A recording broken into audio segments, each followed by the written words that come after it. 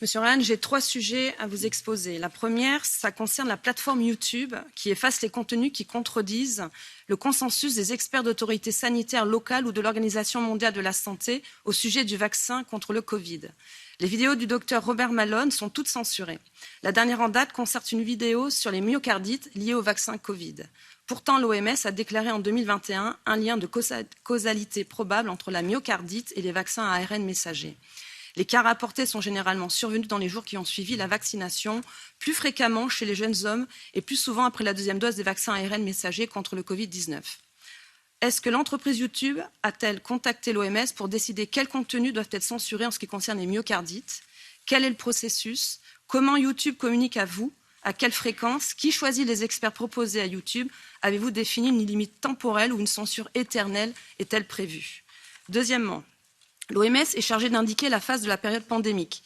Après la phase 6, il y a une période post-pic et une période post-pandémique. Joe Biden a déclaré en septembre que la pandémie était terminée. Pourquoi l'OMS n'a-t-elle pas déjà indiqué que nous ne sommes plus en phase 6? Quel est le seuil, critère utilisé et quelles seraient les conséquences juridiques d'un changement de phase en période post-pic ou période post-pandémique? Par exemple, en termes de responsabilité des entreprises pharmaceutiques ou des effets secondaires. Dernièrement, alors que l'Agence européenne du médicament et la Haute Autorité de Santé ont donné le feu vert à l'utilisation des nouveaux vaccins bivalents contre le Covid-19, notamment dans le cadre de la campagne vaccinale ayant débuté le 3 octobre dernier, l'Organisation mondiale de la santé estime que les données sont manquantes à l'heure actuelle. Vous déclarez « Ces nouveaux vaccins ne sont pas moins efficaces que les précédents, mais on ne peut pas affirmer qu'ils le sont davantage, qu'il ne faut donc pas reculer une vaccination ou un rappel au prétexte d'attendre la disponibilité de ces nouvelles versions. » Donc, quel type de vaccin vous recommandez aujourd'hui? Et dans le cadre de l'accord mondial de l'OMS sur la prévention, la préparation et la riposte face aux pandémies que vous souhaitez contraignantes, comment allez-vous imposer vos points de vue et pourrait-on avoir ces 14 amendements? Je vous remercie. Merci. Docteur.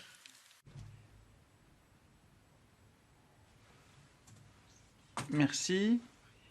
Monsieur le docteur Ryan, vous avez la parole. Et puis, je vois que Madame O'Brien pourra prendre la parole.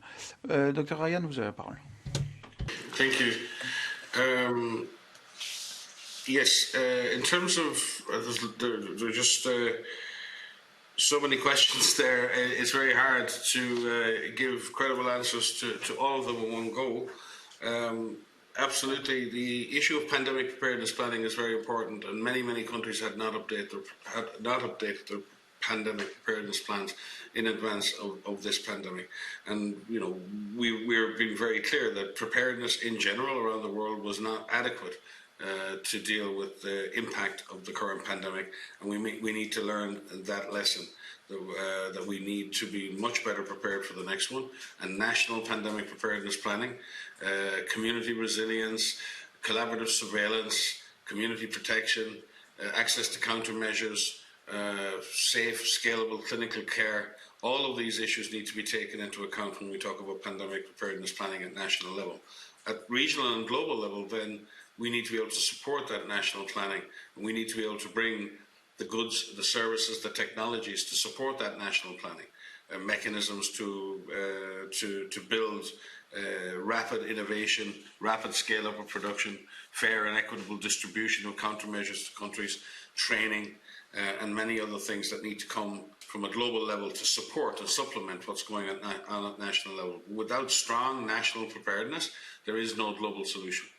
Global health security, regional health security of the European Union is based on a fundamental principle that we need strong national action plans for public health security. And when we can connect strong national systems, we connect them through global data, global services, global collaboration, global innovation, then we have something that looks like global health security.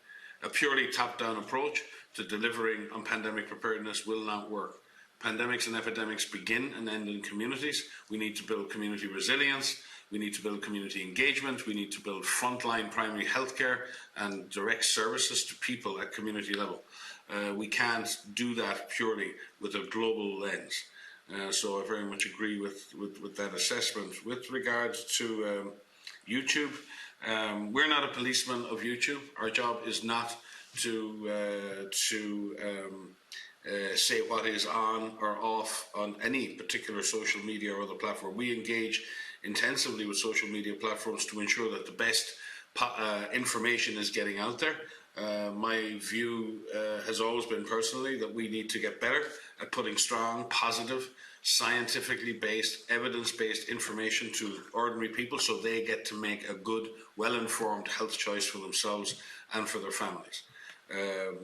Questioning and the ability of ordinary people to question medical interventions is an absolute right. Hesitancy and seeking understanding and explanation for the use of medical products is also.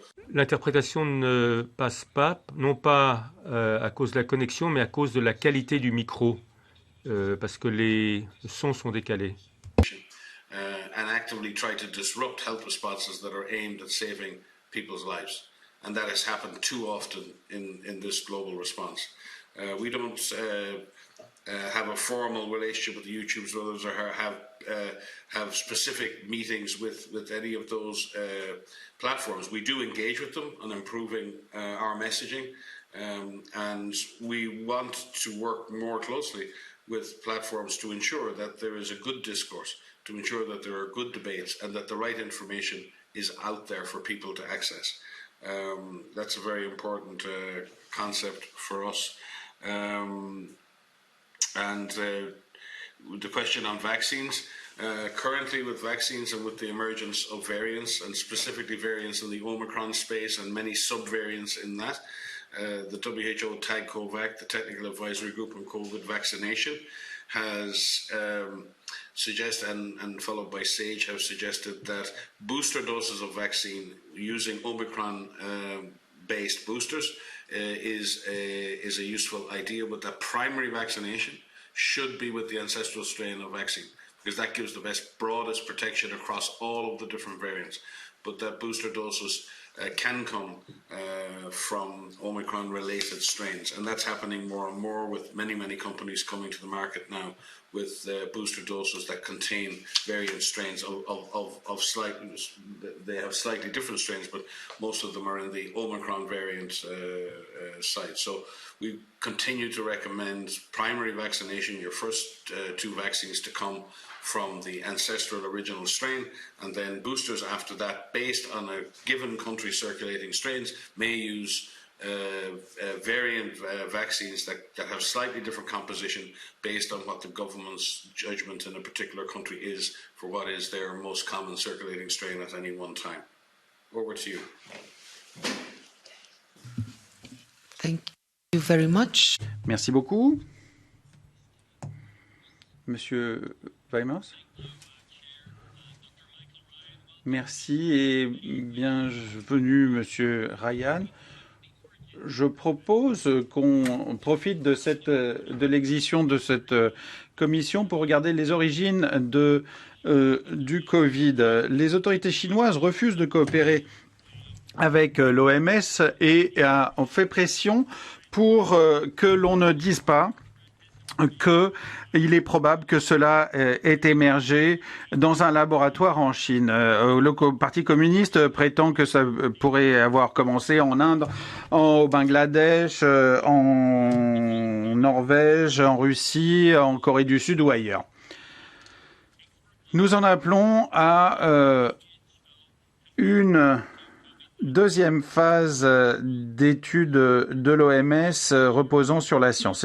Et pourtant, l'an passé, vous avez dit que l'OMS fonctionne en convainquant et n'a pas les moyens de forcer la Chine à coopérer.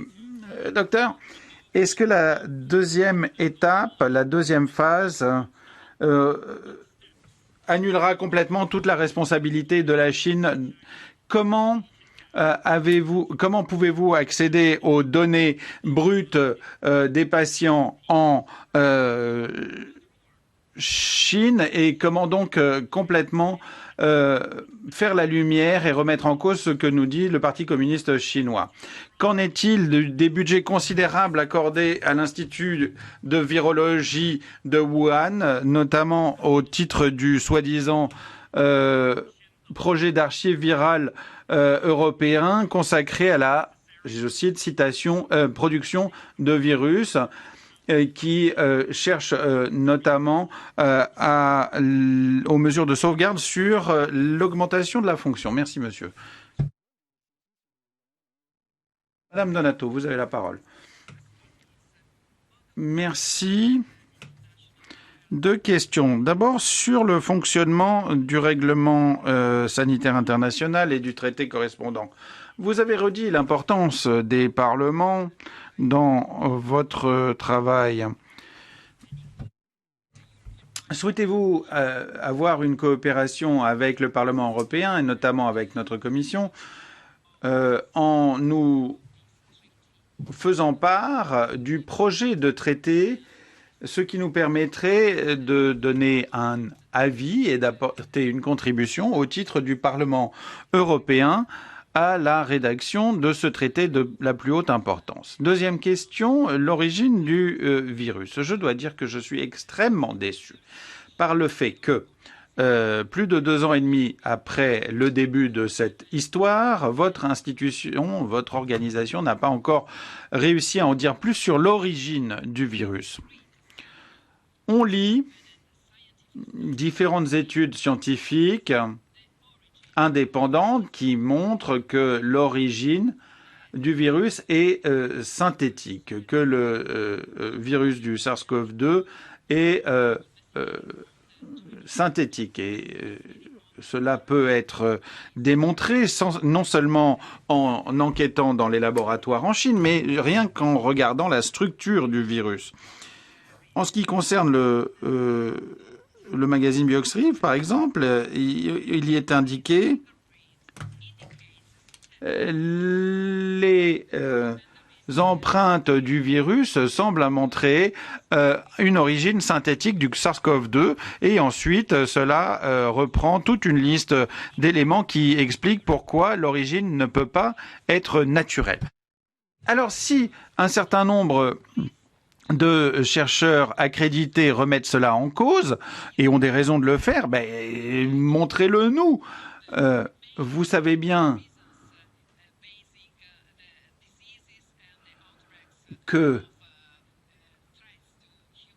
la créativité humaine est souvent ou plus exactement l'avarice et l'appât du gain est essentiel à la propagation des maladies et c'est sans doute vrai ici aussi. Et si l'augmentation des fonctionnalités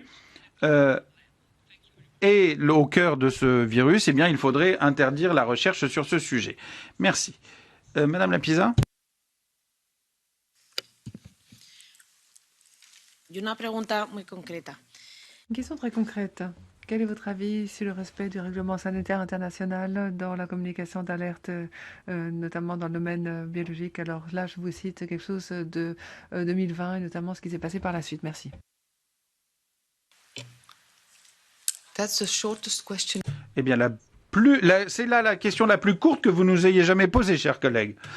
Docteur Ryan, pour ce dernier cycle de réponses, je vous donne la parole. I'm a little taken aback with some of the assertions being made. We're supposed to be science-based in our observations, yet what I hear here are assessments. You're entitled to your individual assessments, absolutely, as individuals. But you also have to address the evidence in a balanced way. And the paper you referred to is a non-peer-reviewed paper that's just been published as one of thousands of papers that have been published in this area in terms of the one you just, I believe the one you just referred to. We will wait for that to be peer-reviewed. There have been opinions on all sides of this equation in terms of natural origin, engineered origin of this virus, back and forth, and there is no consensus, absolutely. WHO has been very, very clear to say that all hypotheses remain on the table because there isn't absolute convincing evidence in either direction. We keep that and we keep that position open as further evidence develops. And we'll read these new papers with great interest and add them to the Scientific Advisory Group on Origins, which is a group of experts from all over the world who meet now on a constant basis to consider all of this new evidence In terms of, I can't speak to the issue of the EU's support to gain of function studies or support to labs and Wuhan. That's for the European Union and its member states to sort out. I'm not there to provide you with information as to what your own member states are doing or not doing. The issue of lack of power, WHO as a UN organisation, as a member state organisation, has no legal power to enter a country. In the same way that you there in the European Parliament or the European Union has no legal power to enter a European country. You're a federation of states that have come together for economic integration, social integration, justice integration and other things. But there are rights retained by your individual member states. And those rights are sovereign and those rights are protected. And in this context, the rights of our member states are protected. You may not like that. You may not find that acceptable, but that is the reality. And that is the reality of your own organisation as you sit there. So please, don't come to me telling me about our lack of power. I understand the limitations of the powers that we have. We push to use the powers that we do have to the maximum, and we accept those limitations. And we accept the subsidiarity of member states and their sovereign right to make their own decisions. If member states then wish to argue with each other whether one member state is doing wrong and one member state is doing right, please do. Come to the World Health Assembly and debate it. Come to the Executive Board and debate it. Debate it between your parliament and the other parliaments that you feel are not representing proper practice. But it's not in the power of WHO to enter a country illegally and carry out what would be, under any national law, illegal activity without an invitation to do so. With regard to the different phases of the investigation, we have had teams on the ground. We've had more teams on the ground than any of the European Union teams on the ground or any teams from any of your individual member states. In fact, we've been on the ground a number of times in China. And it is difficult and it is challenging to be able to get the information that we need to get. But at least we're trying, at least we're there. At least we're trying to get access to the scientific information. We're not just standing on soapboxes and pedestals and telling others what they should be doing. And we will continue to try to get to the bottom of this. We will continue to try and find the source of this virus because it's a very important task if we're going to avoid future pandemics. With regard to the last question, which was short in terms of the IHR and compliance with biologic alerts, we've seen a huge increase in compliance with reporting to WHO over the last 20 years in relation to the IHR 2005. In fact, I've been around in and out of WHO since 1995. I noticed a huge improvement in compliance. But that doesn't mean that compliance is universal. Some of the countries in your own union are not so transparent in how they engage with WHO in reporting disease. Many countries around the world have real difficulties in being able to report disease, either because they don't have the surveillance systems or because they fear the economic consequences, as in the consequences to the likes of South Africa. When they openly and transparently reported their variant, the European Union and members of the European Union were very quick to shut down their air traffic and exclude their citizens. So there are real economic and political consequences of transparency.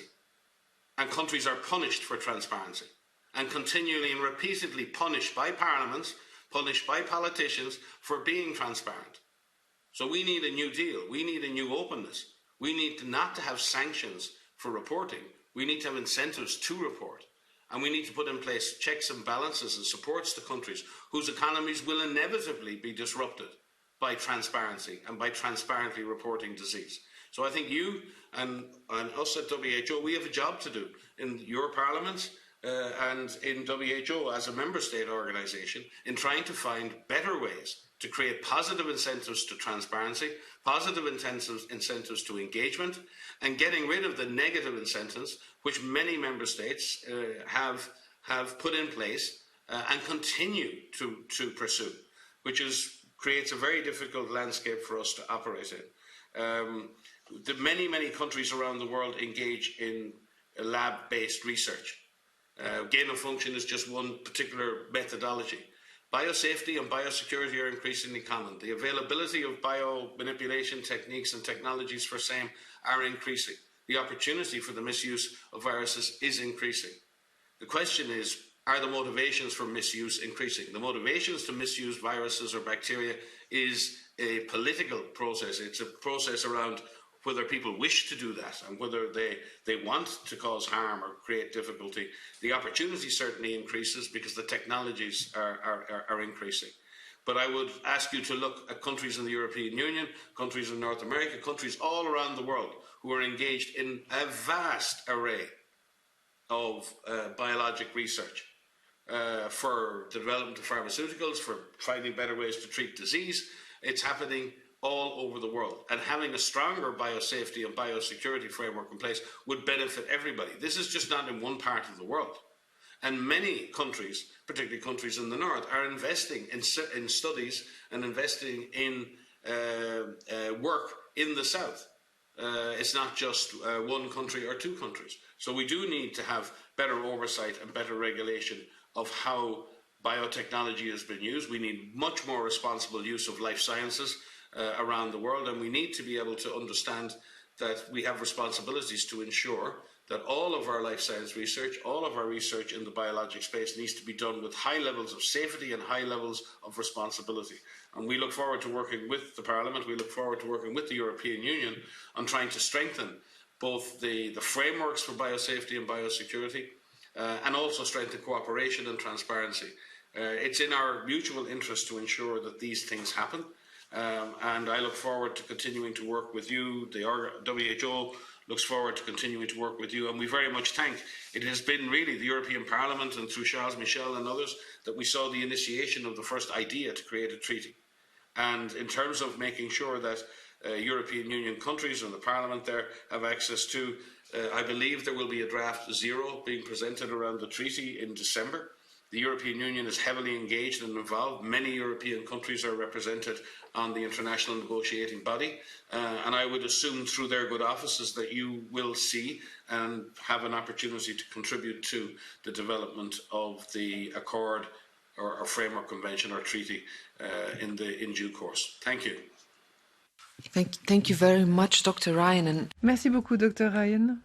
Ça, c'est certain. Nous allons certainement rebondir sur la question au sein de cette commission Covid, pas seulement sur les leçons engrangées, mais justement en retirer des leçons, avoir des informations sur les traités Covid, mais aussi changer la réglementation internationale sanitaire, parce qu'il y a deux facettes de la même médaille qui sont tout aussi importantes pour nous. Il est certain que nous nous posons des questions sur le rôle de la Chine, parce que nous avions l'Afrique du Sud plus tôt dans cette réunion. L'Afrique du Sud a fait ce qu'elle avait à faire lorsqu'elle avait découvert le virus Omicron. Elle a fait rapport immédiatement sur la question. Et au lieu d'en être récompensé, le monde a puni l'Afrique du Sud. Donc il y a vraiment quelque chose qui est mal embouché ici. Ce n'est pas vraiment à l'OMS d'assumer les responsabilités. Il ne faut pas le pointer du doigt, mais il faut quand même régler ces questions et renforcer ces traités internationaux, cette réglementation internationale pour être certain que nous sommes bien plus résilients au niveau mondial, que nous pourrons bien mieux coopérer également. Merci en tout cas de votre présence, merci de votre franchise, j'apprécie. Il est important que chacun puisse poser ses questions et que l'on puisse aussi avoir des réponses de manière franche. Et c'est une bonne chose selon moi. C'est utile en tout cas.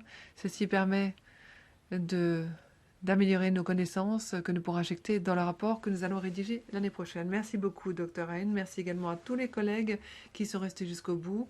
De nouveau, c'était une matinée fort intensive. On était là depuis 9h30 en l'occurrence. Je vous souhaite une très bonne pause déjeuner. On se revoit la prochaine fois. Prochaine fois qui est quand? Le 14 novembre.